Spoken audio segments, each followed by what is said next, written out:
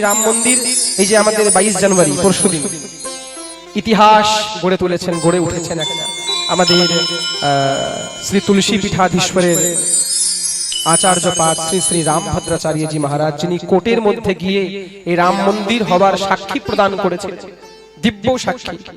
চোখে কিন্তু অন্ধ, উনি দেখতে পান না।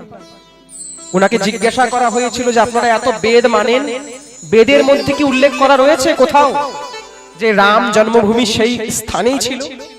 আহা, ছোটবেলা থেকে অন্ধ, কটগড়ায় দাঁড়িয়ে উনি বললেন, চলতে পারেন না, হুইল চেয়ারে বসে থাকেন, দেখেছেন হয়তো ওনাকে, রামভদ্রাচার্যজি মহারাজ।